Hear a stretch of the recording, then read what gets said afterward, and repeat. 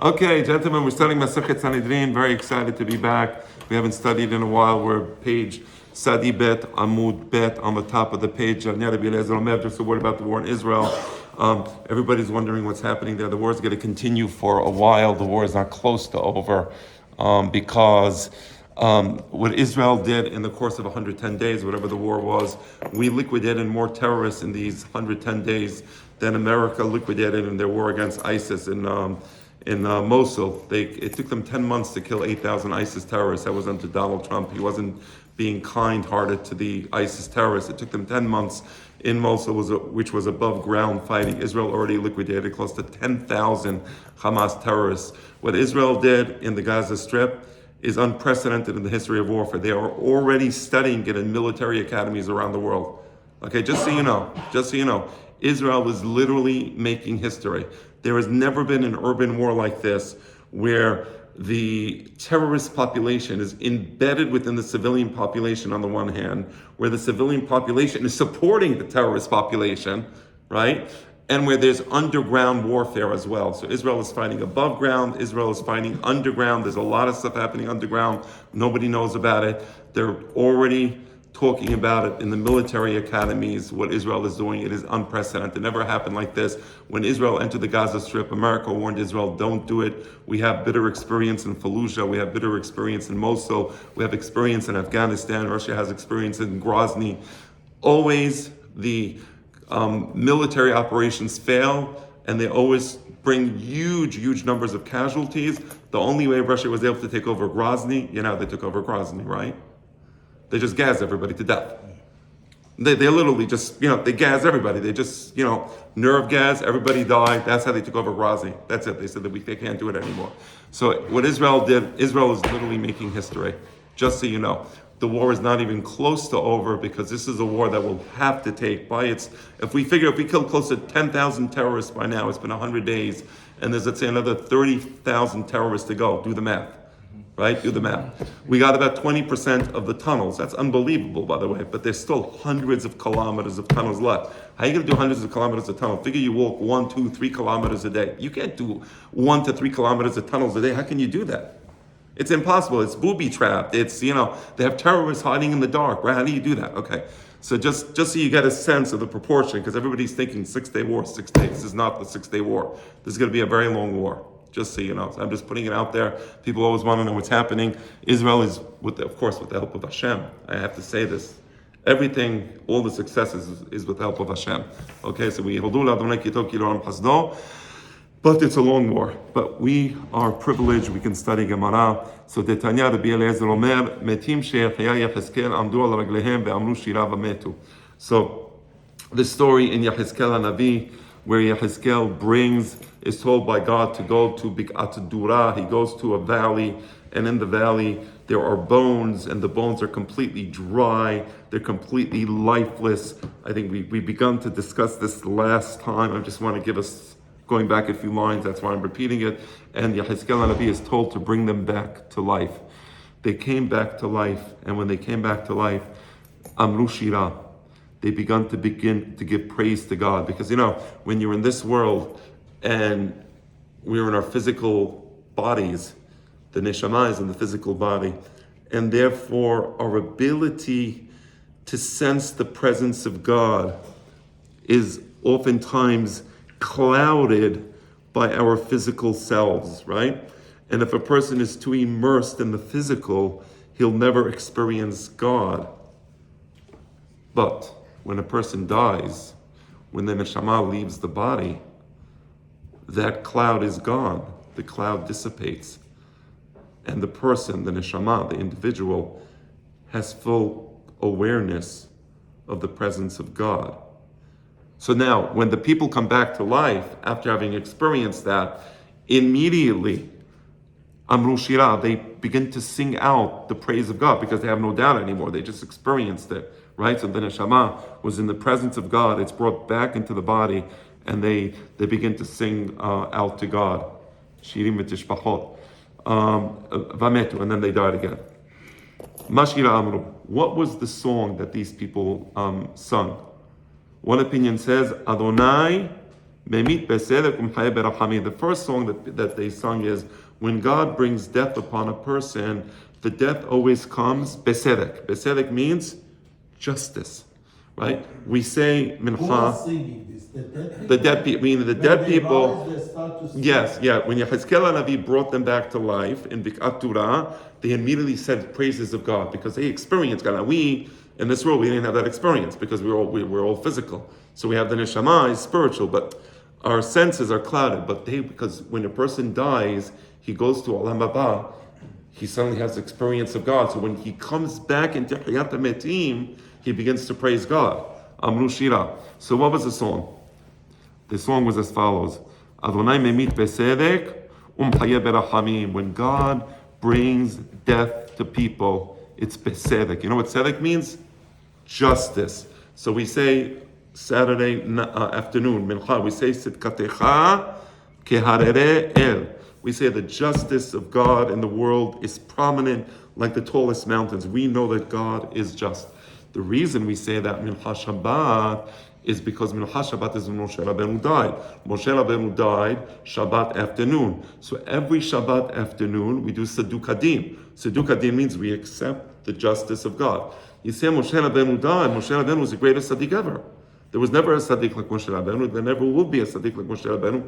And even Moshe Rabbeinu, what do we say? Sidkatecha, the justice of God. Keharere el. We accept God's. We accept. So we say Sidkatecha keharere el. Moshe Rabbeinu was the greatest tzaddik ever, and yet we say God was right for bringing an end to the life of Moshe Rabbeinu on this planet. Sidkatecha keharere el. Mishpatecha te'om rabah. Right? Now there's some things we don't understand. There are some things that are covered from us. Right? But we know God does tzedek in the world. That's the justice that God does. He gives us a life. He didn't have to give us life. Can you all experience? Can you all see? You all see me? You all hear my words? You all see the colors? That's the kindness of God. You all have an experience. You all feel like you're an individual. Each one of you has very unique experiences, and you feel that you see the world and you experience the world and you have an individuality that you love and cherish. That's God. God gave you that.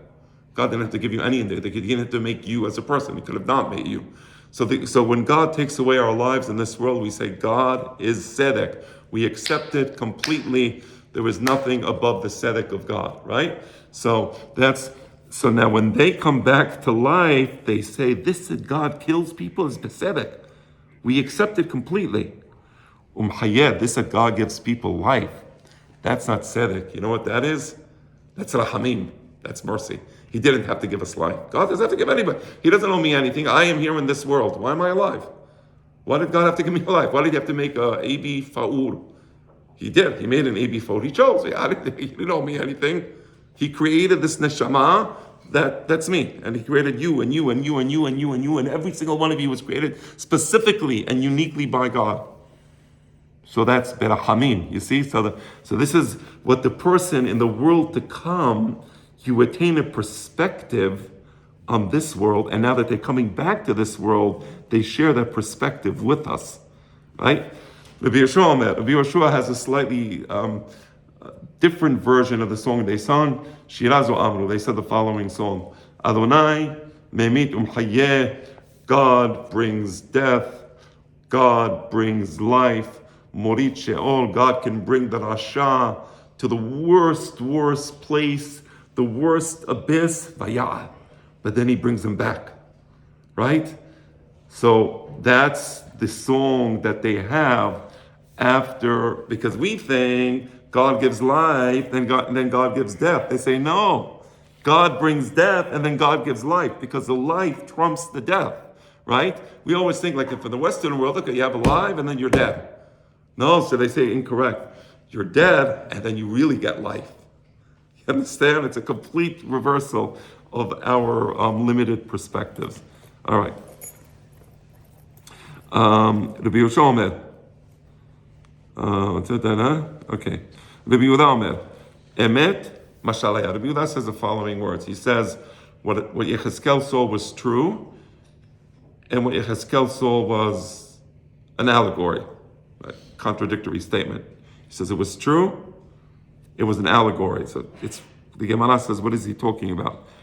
Amalo Rabbi Nehemiah. Rabbi Nehemiah turns around to the Yehuda and says, what are you talking about? Im emet lama mashal, v'im lamashal lama emet. I don't understand what you're saying. Are you saying it's true, or are you saying it's an allegory? Choose either it's true or it's an allegory. Which one is it? So he said, no, I misspoke. You misunderstood me. I meant to say ela be'emet mashal. I meant to say it's truly an allegory, meaning it's not an actual event that took place. According to Rabbi Nehemiah, the whole story of Yechezkel bringing the dead back to life is an allegorical story. It didn't really happen. So they're having this discussion in the Bet Midrash. And in the discussion is present a person called Rabbi Eliezer. Rabbi Eliezer was the son of Rabbi Yosef HaGalili. So Rabbi Eliezer, beno shel Rabbi Yosef HaGalili Omer, he says, Metim shehechiya Yechezkel, he says, sir, you are incorrect. The dead people that Yechezkel brought back to life, this was an actual incident. Alu le'eretz Yisrael. I can tell you for a fact that these people, they moved to Israel. It wasn't allegorical, it was actual. V'naseu nashim. They married women. Ve'olidu banim, and they gave birth to children, to sons, ubanot, and to daughters. There was another person present at the Bet Midrash. Amar Rabbi Yehuda ben Betera al raglav. Rabbi Yehuda ben Betera stands up on his feet. The Amar, ani mi bnei bneihem. You're saying you know that there was children and daughters? I am a descendant of one of these people. And I actually have a pair of tefillin that my grandfather gave me, which comes from one of these people that came back to life, that Yechezkel brought back to life, and they moved to Israel, and I'm a descendant of one of those people. Okay, so that's a story. Shalom, I have the place? I'll help you find the place. Oman Nilu, we're page 92, Bigri. Okay. Oman Nilu. Okay. So now the question is, who are these people? Well, what happened? Like, why would Yechezkel bring them back to life? Who are these people? So we're going to have a few opinions on who these people were. Uman Ninhu Metim She'achya Yechezkel. Who are the dead people that Yechezkel brought back to life? There's a few opinions. Amarav. Elu bnei Ephraim. Shemanu lakes v'tau. This is an amazing story. Not a lot of people know this story. So you know, when Yosef went to Egypt, he became the viceroy of Egypt. And when he became the viceroy of Egypt, he became very powerful, and he gathers all the food in Egypt, and then eventually his family joins him. Yosef had two sons. One son was called, the older was called Menashe. The second son was called Ephraim. What happened? The Pasuk says, or the Gemara says, that the children of Ephraim, they counted the date that the Mashiach is going to come. Let me tell you what happened. When God speaks to Avraham Avinu, God tells Avraham Avinu, look, there's going to be a dark period. I told you you're going to get Eretz Yisrael, but it's not going to be immediately. The Pasuk says, God tells Avraham Avinu as follows. Yado Atela, Kiver Yezalacha be'eretz lo lahem. God tells Avraham Avinu, you should know that this is going to happen. Yado Atela means it's going to happen. Your descendant will be a stranger in a strange land. Va'avadum ve'inu otam 400 shana. And they're going to be enslaved. And then they're going to be tortured. And this will take place over the course of 400 years. Meaning over the course of 400 years of history, at the end of 400 years, they will be redeemed. So now you do the math. And you begin to do the calculations. And Avraham Avinu was 70 years old when this happened. At the age of 100, 30 years later, Avraham Avinu has a son, Yitzhak. Yitzhak is 60 years old when he has Yaakov. Okay, Yaakov Avinu dies at the age of 147. The children of Yaakov Avinu, one of them was Yosef, the grandson was Ephraim. The children, Ephraim, they begin to do the calculation, and they reach the point where it's 400 years. 400 years. God told Avraham Avinu It's going to take 400 years. Again, over the course of 400 years, and then your children, they'll be in a land that's a strange land. They're going to be gerim, strangers in a strange land, and then they're going to be enslaved, and then they're going to be tortured. What's the limit? 400 years. So they did a calculation that the time for the Geula is here. Ephraim, the son of Yosef, his children, they decided to enter Israel. They enter Israel. Now, they're entering Israel from Egypt. They don't go the way the Jewish people went. In Perashat Pesach, what does God do in Perashat Pesach? He turns them around. He eventually takes them this way, and they get to Saudi Arabia. The Sinai Desert is in what they call today the Sinai Desert is at the Midbar Sinai of the Torah. So Midbar Sinai of the Torah is where Midian is. Midian was in Saudi Arabia, and there's a mountain in Saudi Arabia that the government doesn't let anybody go up to. Apparently it's Har Sinai. That's what it looks like, according to my understanding also. I believe it's Har Sinai. Okay. Bottom line is, when God takes the Jewish people, he takes them to Har Sinai, they go around, they go south, and they go this way. Okay. They're not going that way. How do you get from Egypt to Israel? Straight. You go straight up the coastal road, right? So you go straight up the coastal road, you go up the Sinai Desert by the Mediterranean, and then you get to the Gaza Strip. The Gaza Strip is where the Philistines were. Yimach Shemam. So they get here, and the Philistines see them, and they kill them. They massacre them. They're massacred in the desert, literally massacred, completely massacred. And I'm going to read to you from the Pasuk. Ephraim was alive when this happened. And when Ephraim saw this, Ephraim, the son of Yosef, was alive. And when this happened, he was like, all his descendants were killed. He was devastated because Yosef gave him a special beracha. He didn't understand, how can this happen? And then he got married and he had another child, and from this other child eventually. So these people that were killed in the desert, there was nobody there to bury them, there was nobody there to rescue them. The Jewish people were it's not like today where, October 7th, but eventually the army comes in, we're trying to rescue the hostages. But that's a place where we had a lot of sarot, the Jewish people had a lot of sarot in the Gaza Strip, a lot of terrible things. But anyway, so they died in the desert. They were never buried. There was no hope for them. It was just a complete loss. Now, let me tell you what happened with the calculation. They calculated 400 years. Berit ben Abitani was when Avraham Avinu was 70 years old. 400 years later, that's exactly the date that they tried to leave Egypt. You know what the mistake they made was? Because if you listen to the words that God told Avraham Avinu, he says as follows. I'm going to say it again. You should surely know. Your descendant, who is his descendant? Yitzhak, will be, you count from the birth of Yitzhak. If you count from the birth of Yitzhak, from the moment that Yitzhak was born, 400 years from that moment, so the calculation wasn't, they made the wrong calculation because they were calculating from the point that God spoke to Avraham Avinu, it was 30 years too early. And that's why when the Jewish people leave Egypt, let me see if I can find the Chumash. No, Tanakh. Give me, where? Right there. Here it is. Yes. I want to read to you what the Pasuk says, so now you understand this Pasuk. Okay. This is in Perashat Bo. After Makat Bechorot, Paro announces that the Jewish people are free to leave Egypt, right? Last week we read Beshalach. 2 weeks ago we read Perashat Bo. And let me read to you what it says about that. Umoshav b'nei Israel, Ashir Shivu b'Mitzrayim. This was the end of the Jewish people living in Egypt. Sheloshim shana ve'arba me'ot shana. It was exactly 30 years and 400 years. Why did I say 30 years and 400 years? It's giving us a calculation from the day that Avraham Avinu saw the vision. So now you see the mistake that they made. 430 years is from 430 years after the vision of Avraham Avinu. That's the day.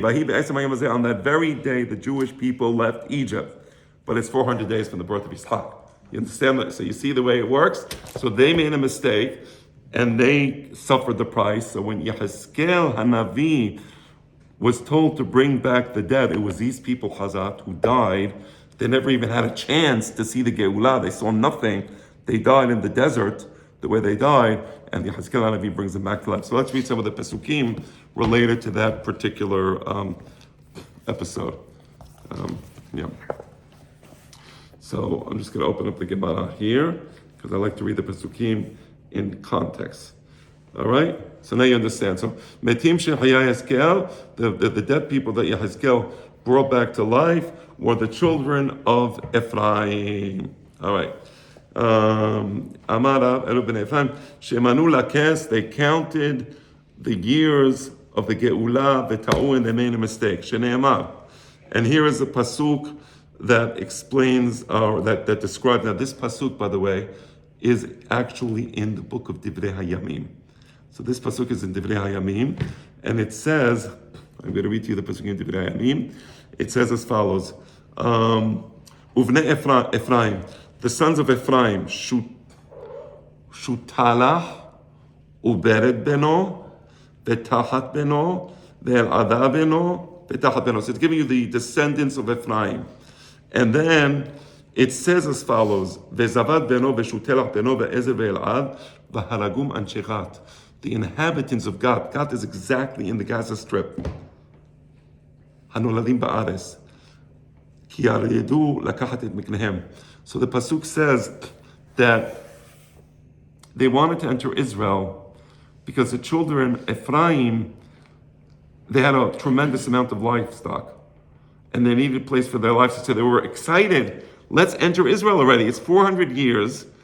That's the year of the Geulah. We need pasture land for our livestock. Now you remember when later on, 40 years, I'm sorry, not 40, it's actually 70 years later. So 7 years later, when the Jewish people actually enter Israel, you remember, no, it was not them. Okay, but the point is, I just misspoke. But the point is, they wanted to enter Israel, and they died. They were killed. They were massacred. How many were massacred? We don't know exactly how many, but apparently the sons and grandsons of Ephraim. And the pasuk says Ephraim, the actual son of Yosef, he went into mourning for many, many days. And the brothers of Ephraim, they came to console him because Chazit, he lost all of his descendants. So what did he do? He again has relations with his wife. She gives birth to a son, and he was called Beri'ah. Now what Beri'ah? Beri'ah is Bera'ah. Because it was very, very bad circumstances of Bera'ah. Okay, so now you know the story. Not a lot of people know that story, and it's an incredible story. Nobody wanted to stop them when they said they were going to Israel early? They were gung-ho. You know, like even in Israel today, Chazal, I mean, it happens, you know, it's natural. Sometimes people think it's time for the Geulah, it's time to enter the Harabayit, to bring Korban Pesach. I'm not saying this to be critical, God forbid, not at all. It comes from a good spirit, but it's not the time.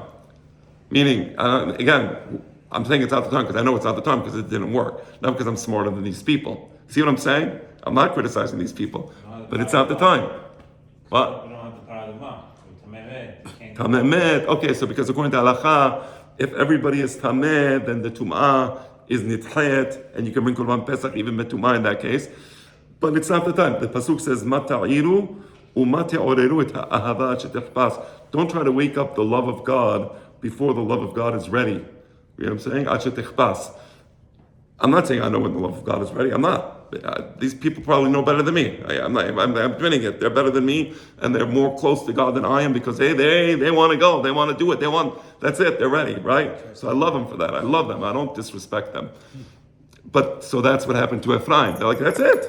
It says 400 years. What are you doing in Egypt? The Torah says God, Avraham Avinu. He spoke to Avraham Avinu. God spoke to him. He said 400 years. What are you doing here in Egypt? Follow us. Straight up. Boom. So is there going to be Korbanot again? Yes, when the Mashiach comes, they're going to bring the Parah Adumah. Everybody is going to become tahor with the Parah. Eliyahu Nabi will sprinkle the Parah Adumah, and then they'll rebuild the Bet HaMikdash and rebring the Korbanot. Yes? Do you know if it's true? A few years ago, or like 10 years ago, I heard like they found next to like the university, like a Parah Adumah, but it wasn't tahor. Do you know what I'm talking about? Yes, I heard this story. I didn't investigate it, but I know that they're working. I think they recently brought a paraduma to Israel in addition to that. Two of them? Interesting. So apparently they're working on it. I don't know exactly how, but they're looking for paraduma. Apparently they have two ready. The Amisel has to be How long ready. could they live? Shouldn't they move fast, though? By the way, it's not so simple. Also, the paraduma, you have to have a person who's tahor to prepare the paraduma, right? It's not so simple. By the way, even if you have a paraduma, you need somebody tahor to prepare it. How do you get the person tahor to prepare it? What if they clone it? What? Clone a parado. Hey, clone it, but let's say you have the paraduma. Now you need a person tahor to prepare the paraduma. How do you do that? So then they say you have to raise a child above, like these houses built in arch over arches, so there's no tumatmet under it. Not a simple thing, okay? Not a simple thing, right? But Israel right now has much worse problems to deal with. We're dealing with a multi-front war, on different sides. So, but we'll get to there soon. Be'ezat Hashem, we should see the Geulah soon. But you see what happened. So that's what happened to Ephraim. They were going home. They said 400 years, we're going into Israel. There's no way God is lying. God wasn't lying. You just made a mistake in your calculation. Okay. Vayomer. Okay, so that's one explanation. והרגו מאנשי גת הנולדים בארץ, וכתיב ויתאבל אפרים אביהם ימים רבים ויבואו אחיו לנחמו. That's one explanation. So the dead people that Yechezkel brought back to life were the descendants of the children of Ephraim. ושמואל אמר, אלו בני אדם שכפרו בתחיית המתים, and Shemuel says that, and I'm going to say these words, my Chazita, my Ella's mom, my mother-in-law passed away, so the Torah that we studied today she just passed away an hour ago. So Torah, that's why I keep getting these calls every 2 seconds, somebody's calling me. So the Torah we study should be Leilu Nishmat Mira Bat Shoshana Ruach Hashem Tinechina B'Gan Eden. Okay, let's continue. Ushmuel Amar, Elu Bene Adam Shekafru B'Tchiyat HaMetim. He has a different explanation. He says, no. He gives a different story. Who were these people? Shemuel says, these are people who didn't believe in Tchiyat HaMetim. So there's a bunch of people that in the days of the Galut in Bavel, they didn't believe in Tchiyat HaMetim. And now what is God doing to these people?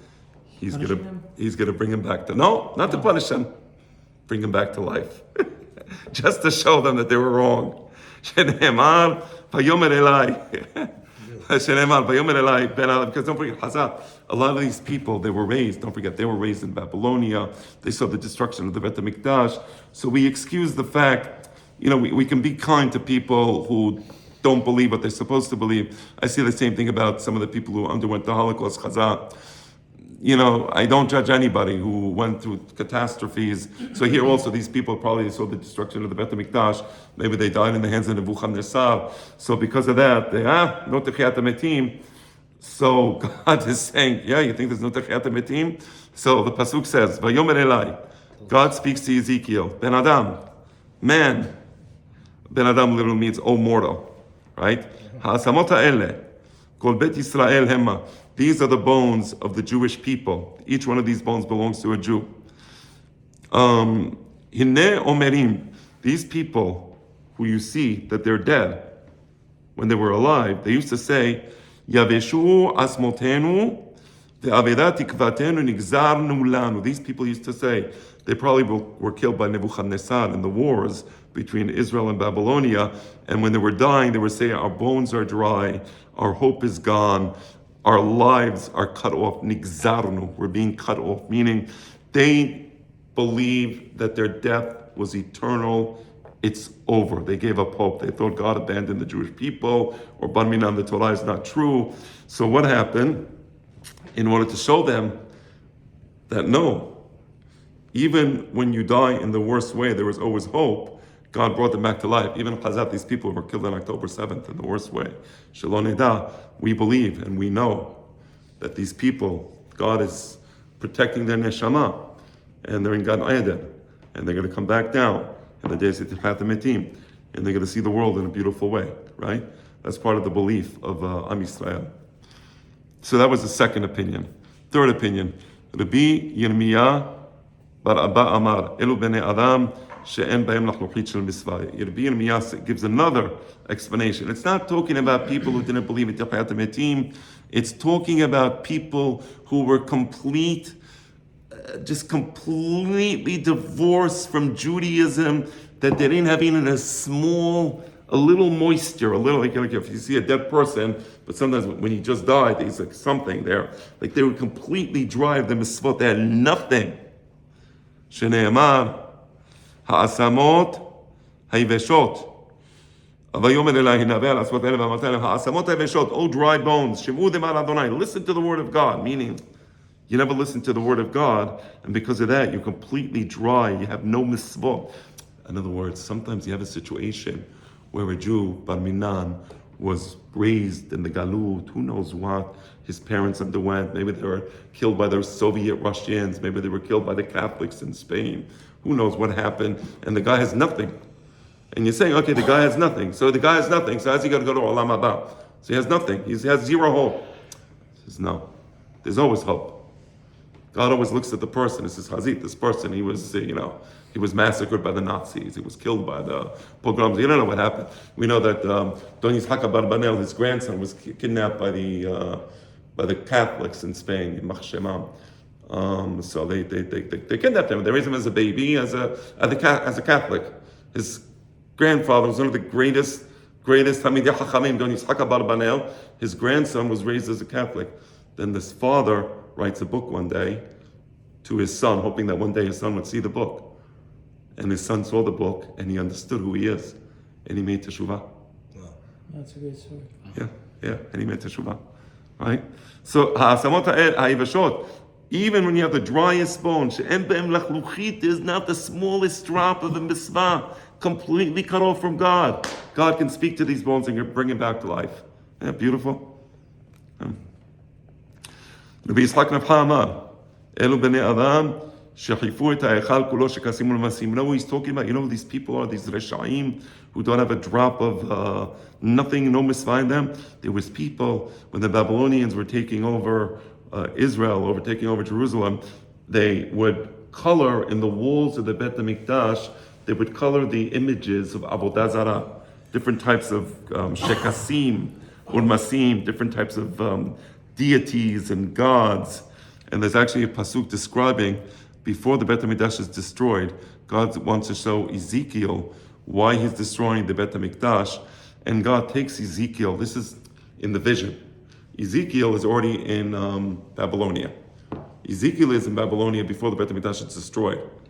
Okay, now, so he's in Babylonia. God takes him one night. He says, I want to show you what's happening. I'm going to take you in the middle of the night. You ever see Ebenezer Scrooge? What's the name of that story? Ebenezer Scrooge. Right, Scrooge by Charles Dickens. Is it Charles Dickens? I think it's Charles Dickens. Okay. Anyway, it'd be embarrassing if it's not. Sorry. Anyway, I think it's Charles Dickens. But anyway, so now the ghost takes him in the middle of the night. He got it from Ezikiel Hanavi. God takes Ezikiel Hanavi, he takes him in the middle of the night from Babylonia, he takes him to Jerusalem, he takes him to the Bet HaMikdash, and this is one of the things he shows him. The pasuk says as follows: Va'avo va'er'eh ve'hineh chol tavnit remes u'bema shekes v'chol gilulei Bet Yisrael. And here you have it in the Gemara. V'chol gilulei Bet Yisrael mechukeh al akir saviv saviv. God took me into the Bet HaMikdash, and I saw inside the Bet HaMikdash, on the inner part, there were all these images that they drew on the walls of different types of Avodah Zarah, right? And Saviv, and it was all around the walls of the Bet HaMikdash, right? Uchtivatam v'he'evirani alehem saviv saviv v'hineh rabot me'od al pnei b'gav v'nei v'shvadot. So God took me to those people who drew the images of Avodah Zarah on the walls of the Bet HaMikdash. They were killed by the Babylonians. And then God took me to that place and showed me their bones. And then he said, now you bring them back to life. Right? Amar Rabbi Yochanan Amar, Elu metim shebebik'at dura. Amar Rabbi Yochanan, so he gives a different explanation. Rabbi Yochanan gives an alternative. So far we had a whole bunch of explanations. Who were these dead people? The children of Ephraim. that were killed in the desert by the Philistines, right? People who denied Tahiyat HaMetim, people who had no mitzvot, people who put Avodah Zarah in the Beit HaMikdash. Here we can have another explanation of Yohanan. Enu metim shebebikat Dula. This explanation is really unusual, okay? But here goes. Who are these people? Amar Rabbi Yohanan, Minahar Eshel Ad Rabbat Bikatura. First of all, Rabbi Yohanan, he gives us the geographic location. Where is this Bik'ah? On one, it's in Babylonia somewhere.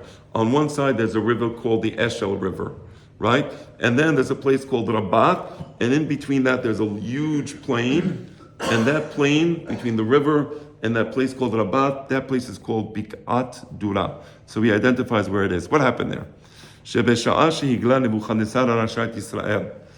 When Nebuchadnezzar took the Jewish people, he took them into exile, right? He took them from Israel to Babylonia. There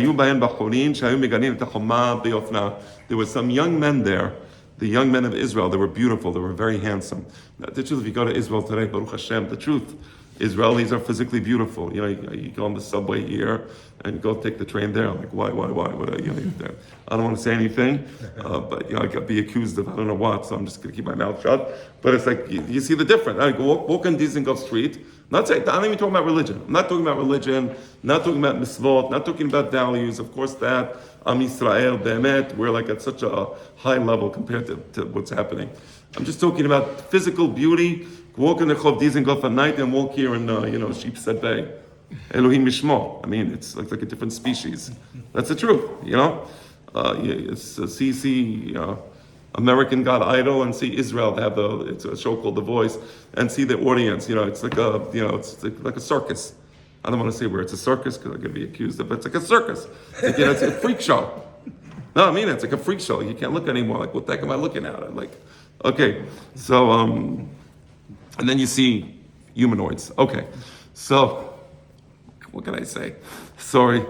Anyway, so these men, they were beautiful, they were handsome, they were gorgeous.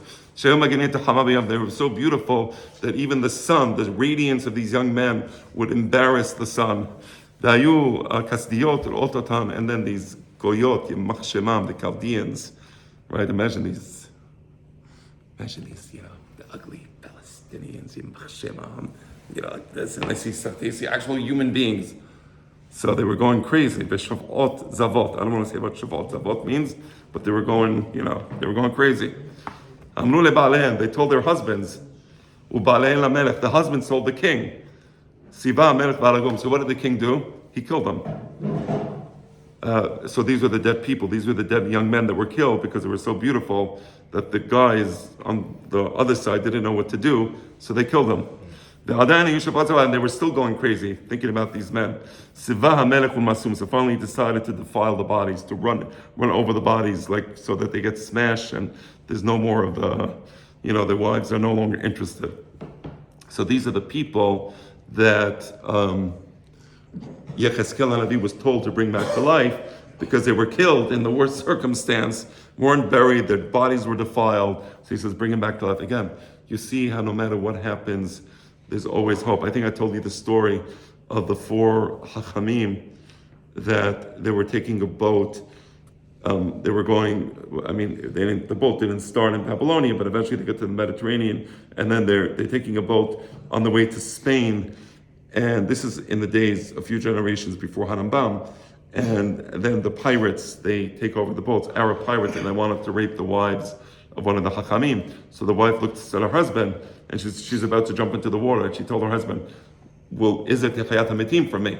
And he says, yes, it doesn't matter where you are, there's Techayat HaMetim, jump into the water. So she jumped into the water and she died. So the point of this Gemara is, among other things, there's never a situation where there's no hope. Even the hostages in Gaza, the worst situation imaginable. There's nothing worse than being in Shevi of a Goy.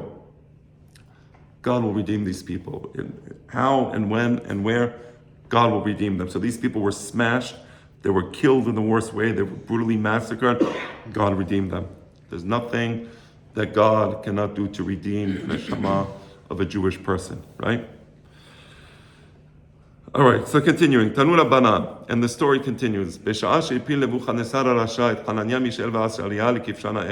So there was the following incident, and we studied this last year in the class in Daniel. So what happened is, and by the way, what time is it? I don't have a... 18? 9:17. Okay. When we get to 9:25, let me know. So what happened is that Nebuchadnezzar wanted to unify the people, and all despots and all dictators, they always want to unify the people around some stupidity. You can't unify the people around intelligence because the despots themselves are not very intelligent. So he wanted to unify the people around the Avodah Zarah. So he made this huge golden obelisk, and he gathered all the representatives of all the nations in his empire to Bik'at Dura. That's where he put the obelisk. And he said, when you hear the trumpets blowing, there's going to be a moment, everybody's going to have to bow down before the idol at the same time. Now, Hananiah, Mishael, and Azariah, they were there. They were three friends of Daniel, and they refused to bow down before the idol. So what happened? He takes them, and he tells them, why are you not bowing down before the idol? He wants them to bow down. He doesn't want to kill them, because if he kills them, he loses. He wants the Jews to bow down. And they say, we're not bowing down. He said, I'm going to throw you in the fire. He says, throw us in the fire. He said, if I throw you in the fire, who's going to save you? The God that you don't want to disrespect by not bowing down to my obelisk is going to save you? Like, like, let's see that happen, right? He says, whether God decides to save us or not, that's God's business, but we ain't bowing down before an idol. He says, okay, so he threw him into the fire. So,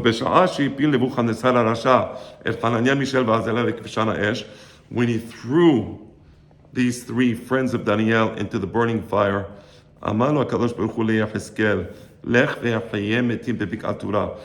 told Yecheskel. Yecheskel Hanavi was alive, and he was in Babylonia when this happened. He tells him, I want you, while this is happening, go bring back the dead in Bik'at Dura. Meaning, I want you to show Nebuchadnezzar, you can kill all the Jews you want, and as you're killing these three Jews, I'm going to bring back to life 3,000 Jews, right? So you think you're killing Jews? I'll bring for every Jew you kill, I'll bring 1,000 Jews. So he told Yecheskel, go to Bik'at Dura, exactly where this obelisk is, and start bringing back these dead Jews back to life. As he's bringing these people back to life, the bones are coming out of their place, they're flying out, and they're hitting Nebuchadnezzar in the face, and then they're coming back together, so Nebuchadnezzar sees the Jews coming back to life. Amar, Mativan shel elu. So Nebuchadnezzar is like asking his advisors, what's happening? Amrulo, Haverehen shel elu mechayem etim bebik'at Dura. The friend of these three people, Hananiah, Mishael, and Azariah, you now threw them into the fire. As you threw them into the fire, their friend, Yecheskel, is bringing back Jewish people back to life. The guy couldn't believe it. Patach ve'amar, Atoy kemar abrevin, v'timhohi kemar takifin, malchutehe, malchut alam, v'sholtanehe imdar veda. Just give me a moment. I just want to make sure that the reading was 100%. Atoy kemar abrevin, v'timhohi kemar takifin, malchutehe, malchut alam, v'sholtanehe imdar veda. Just as I read it. Okay. So he began to praise God. He said, look at the miracles of God, how powerful they are. And the wonders, they're so awesome.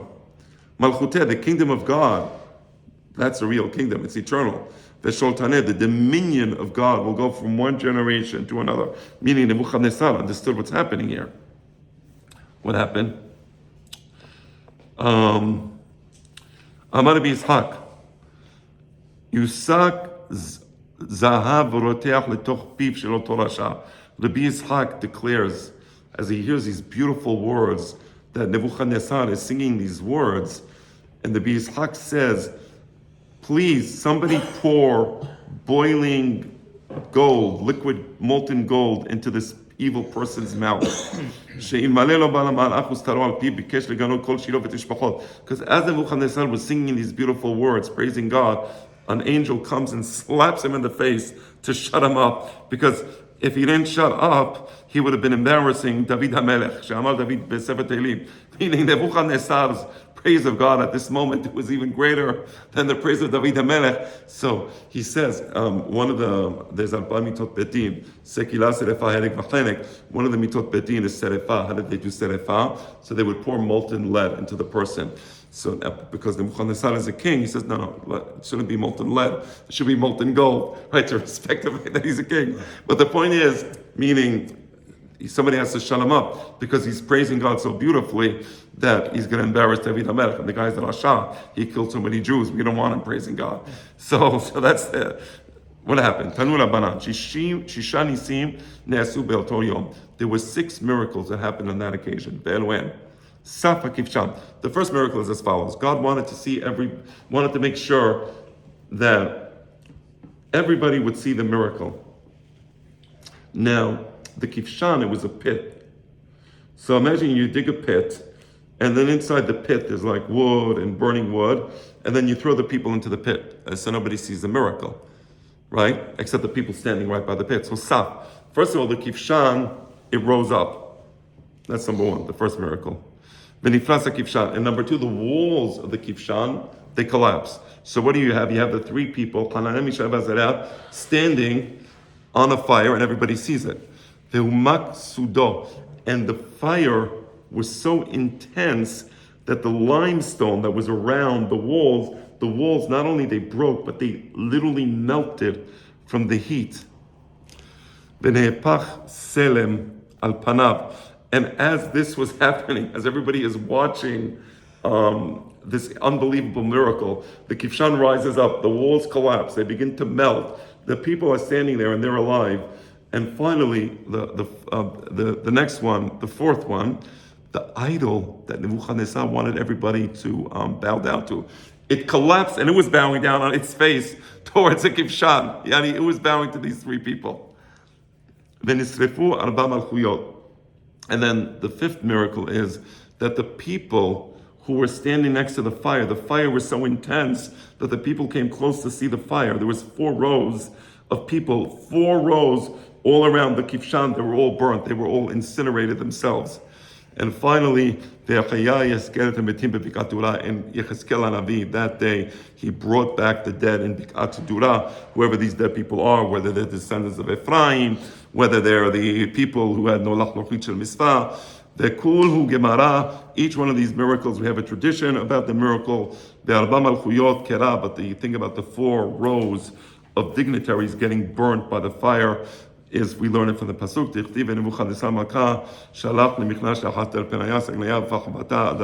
me read the pasuk correctly.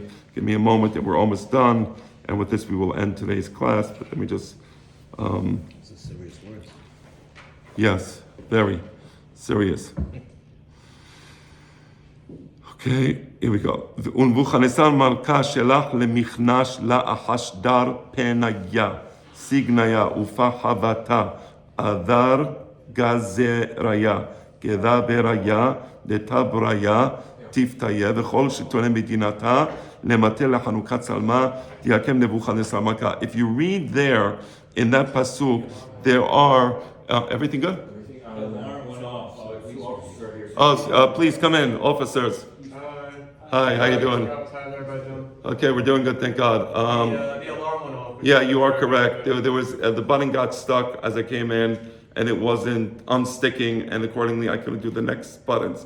But I am the rabbi here. Okay. As long as everybody- And thank you for your service to the city and to the Jewish community as well. We appreciate it. We love you guys. Thank you. Thank you. Everybody take care. Thank you. Right. So if you look at the 2 pasukim, it says the pasuk before the incident, there's 8 categories of people. The pasuk after the incident, there's only 4 categories of people. What happened to the 4 missing categories? They were burnt in the fire. The fire was so intense that the people who came close to see the fire, it exploded outwards, melted the stone into limestone, and then burnt all these people who came out of the fire alive. Hananiah, Mishael, Azariah. They came out of the fire alive. So that's what we're doing today. Delina, that hopefully we'll be able to continue next week.